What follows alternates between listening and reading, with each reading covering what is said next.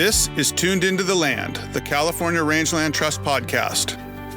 Here, we will dig into a variety of topics with the partners, conservationists, and ranchers who demonstrate every day, through their words and actions, the importance of conserving California's working lands. Tune in each month to learn more about our mission and how you can get involved in preserving the future of the Golden State for generations to come.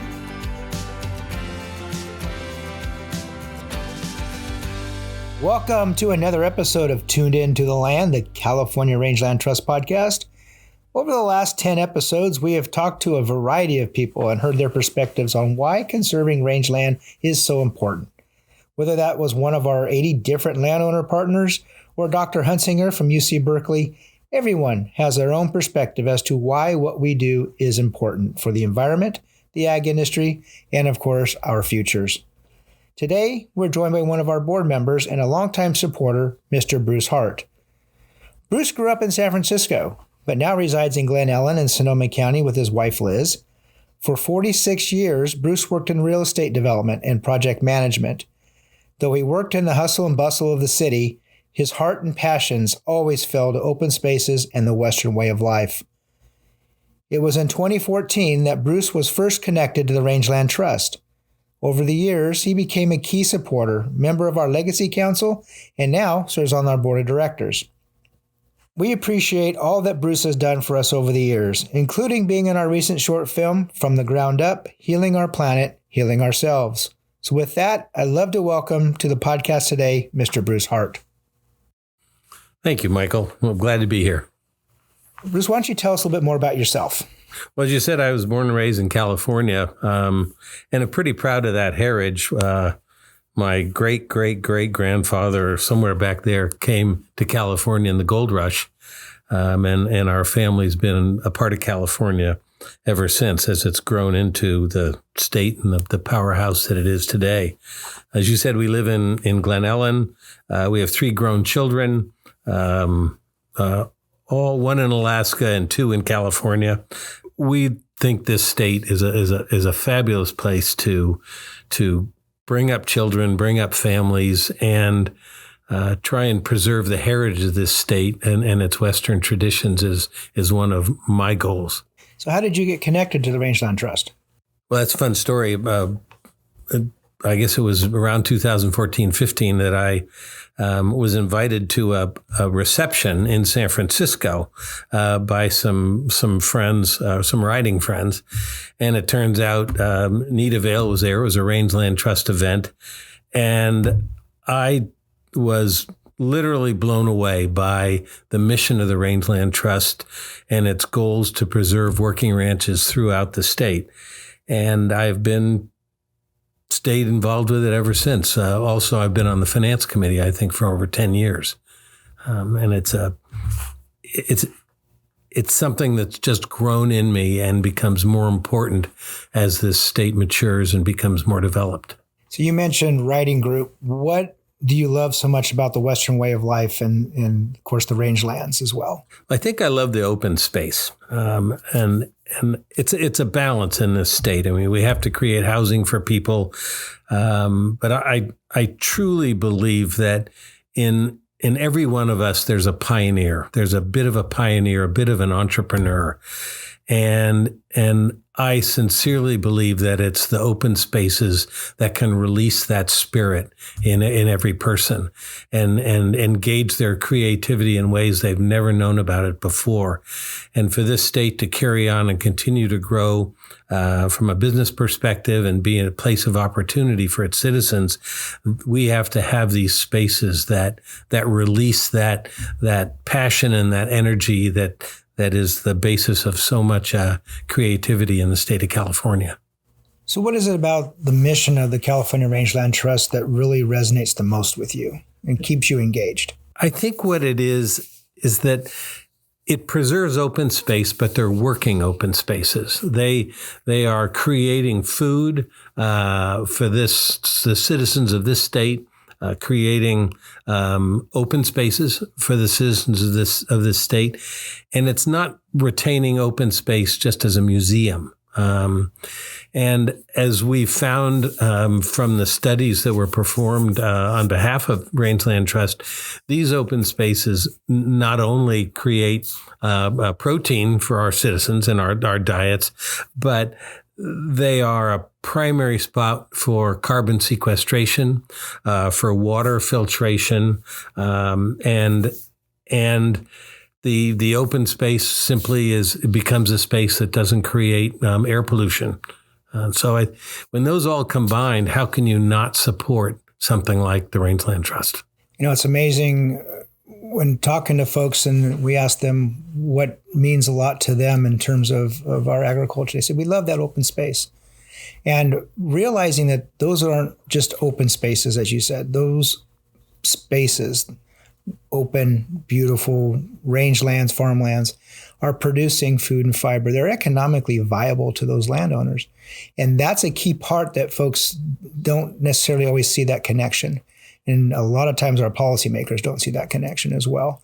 And being able to recognize that, yes, we all benefit from looking at those vistas and seeing the cows and the sheep out grazing and enjoying the lands. But if it's not economically viable for that landowner, we're going to lose that. And that's an important concept, I think, is lost on a lot of people. Well, it's a win-win. Not only is it a producing, economically producing area, but the environmental benefits of open space in a state and at a time when we really need to respect those environmental qualities is ever so important. We all have different motivations and passions about why we're involved with the Rangeland Trust. You had a great line at the beginning of our last video, From the Ground Up. I won't give away the line because if someone hasn't seen the video, they need to go watch it. And so this is a trigger for them to go do it. But we all have our whys. What is Bruce Hart's why? I think that when you're in a city, and cities have a wonderful place kind of in our culture. But when you're in a city, you can be tied up by everything that you have to do. There's schedules, there's business, there's buses, there's noise, there's all the pandemonium that makes cities great. At the same time, though, the why for me for open space is, as I mentioned earlier, the open spaces release the creativity, the impromptu thoughts that lead to wonderful discoveries, and have led to huge discoveries that have advanced the state and this country. And I keep coming back to that because it's we don't know ourselves until we're alone and thinking and have a chance to think in the quiet, in the peace, whether we're looking at an open vista or across the lands. I'll tell you, when I go up Highway 50 quite frequently on the way back, I come across the El Dorado Hills and see the juxtaposition of all the development that's gone on there and what used to be open space. But I look over and I can see 80 miles almost all the way to the hills around Travis Air Force Base. And that open space and those distances and vistas release that creativity that I've talked about. And I think it's so important to preserve those in balance with development and creating housing for people. But if we only create housing for people and we take away those vistas, those opportunities to allow people to recreate and to think, unburdened by the noise of the city and the frenetic pace that we all keep most of the time. That's really why I'm pretty passionate about the Rangeland Trust and its goals. And it shows. So you come from a background in development, real estate development. And oftentimes we hear from some folks that, well, doing a conservation easement is going to lock up that land forever. And they see real estate development and the work we do as complete opposites. But you come from that real estate development background. yet you're passionate about the work we do. Where do you see the connection and how the two actually do go together? Michael, it's pretty simple. It's a balance. We need both. And when a building is built on a piece of land, that's pretty much forever too. That land rarely goes back to a portion of the open space. So it may change ownership, but its destiny is fixed. It'll have a building on it. And that building can serve many, many different purposes. And I don't have criticized that. I've built a number of buildings. At the same time, I think the perpetuity of open space is so important. Just like we wouldn't tear down buildings to make San Francisco sand dunes again. I don't think we should pave ranches to have them never be the open space with the qualities that you and I have discussed in the course of this day. We all need a place to live, whether it's the people, the cattle, the livestock, or the critters. It's a balance, like you said. You've been very active in helping us raise awareness of our work, bring new friends and supporters into our family. Why is funding our work so important to you? When someone makes an investment in the Rangeland Trust, they are making a profound statement about our goals and our mission. And that is that they're accepting that open space, ranch lands, have a viable place in our society and our culture in perpetuity.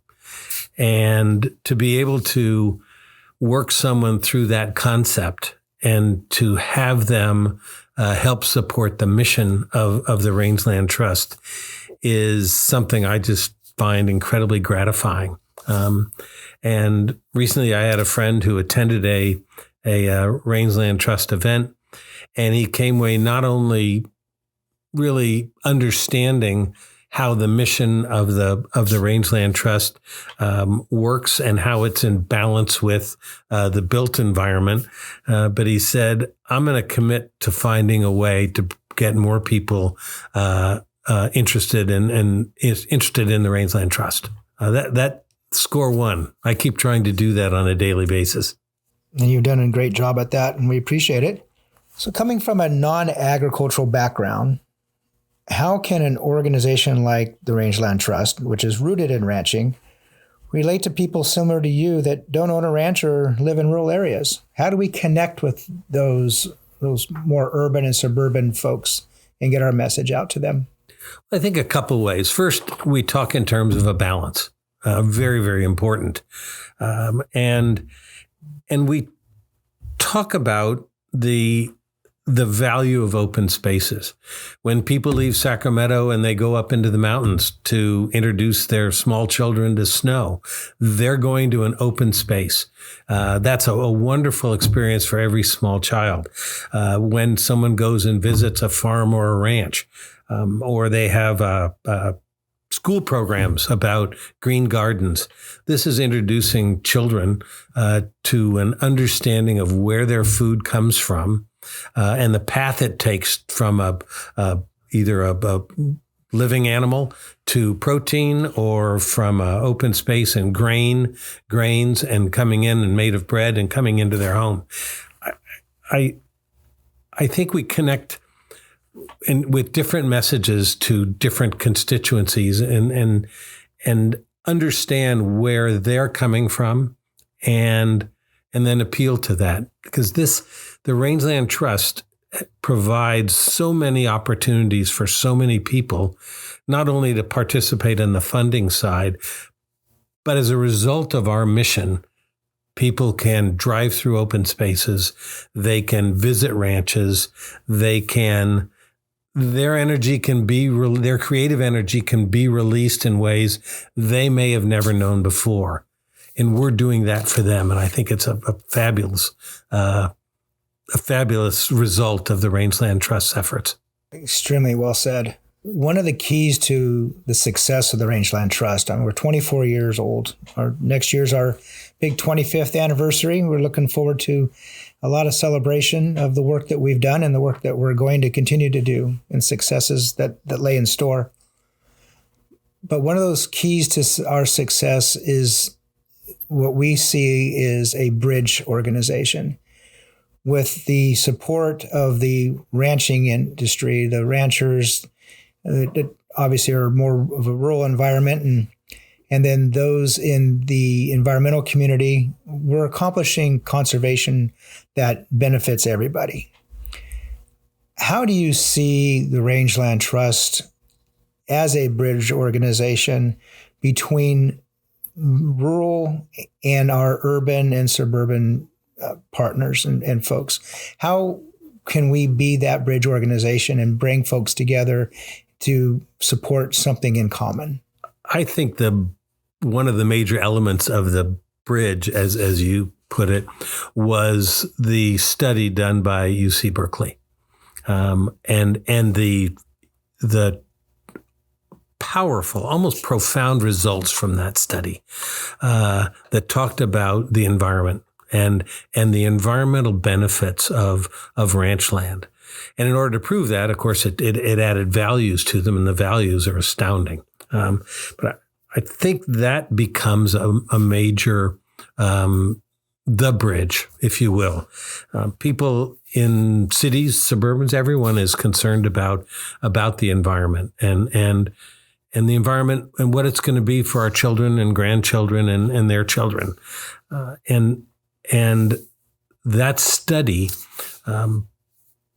proves, and it'll be augmented in the future. It proves that open space, working ranchlands, is simply good for the environment, which again goes back to where we talked about the balance. If we can't, we need to be careful to maintain a balance between the built environment and the paved surfaces that go along with it, and these open spaces that not only provide food, but all of the environmental benefits that enable people to live in cities and suburban areas. I think the language is the ecosystem services. The study, yes, yeah. And that is one of the key studies that I talk about when I talk about the Rangeland Trust. It clearly fits into my background and the reason why I'm involved with the Rangeland Trust. And it's, I think, Michael, that's the begin. That is a major girder in our bridge, if you will, and we can keep building on it. I also think bringing our message to our politicians who represent urban and suburban areas, bringing it to the constituencies in those areas, whether it's through events in the cities, sponsoring maybe gardens in schools, but starting to plant the seed with the children, the teenagers, that their food comes from somewhere. The air they breathe is cleansed somewhere. The water they drink is cleansed somewhere, is a really important connection to the rangelands that the Rangeland Trust works so hard to preserve. The ecosystem services study that you referred to showed that on 306,000 acres of our 365,000 acre portfolio, the annual benefit to Californians from those ecosystem services, that's the clean air, the clean water, the open space, food and fiber production, was $1.44 billion a year. When we asked UC Berkeley to do that study to monetize those benefits, we had no idea just what that number was going to be. But we knew we had to find a way that people could relate to those benefits in a monetary manner. When they came back with 1.44 billion, that just blew us away. And you're absolutely right. Sharing that information out there, whether it's our policymakers or the donors, the general public, everyone just their minds are boggled by that huge of a value. And that was just on 306,000 acres. Imagine what that would be when we complete the other 200,000 acres on our waiting list. That's incredible. It's 500,000 acres, well over 500,000 acres. And that's a huge benefit to Californians up and down the state, urban, suburban, rural. We all benefit from that. No question. And Michael, when you talk about that tremendous value, annual value, it just, if you turn that into kind of an investment philosophy, how can anybody resist the thought that $1, $10, any amount that is donated to the Rangeland Trust is truly an investment in the future, a future of food source, the future of our environment, the future of our fresh water, and that investment will come back many, many times. Again, as I said earlier, to not only to us, but our children and our grandchildren and their children and the citizens of the state of California. And that's exactly what we're all about. Bruce, you've been so supportive of this organization and instrumental in bringing new friends into the fold, telling our story as you related earlier. What ways do you feel folks can support the work we do, support our mission, besides the obvious of financial support, which of course we love and it helps keep our doors open and our work going? What other ways do you see folks that can be involved just as you have been? Lots of ways, Michael. First is the concept of networking. If someone comes to believe in the connection between the Rangeland Trust and food and water and creativity and opportunity, simply passing that word on is so important.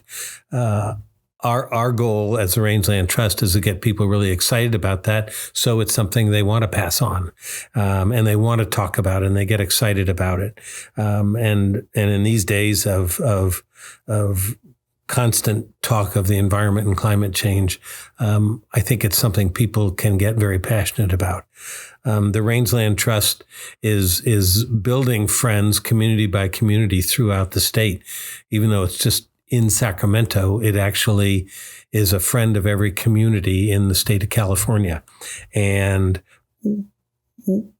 once we touch a community, people then can reinvest in the message, not with money, but with human capital, by, as I said, networking, by sponsoring an event, by attending an event, by hosting an event.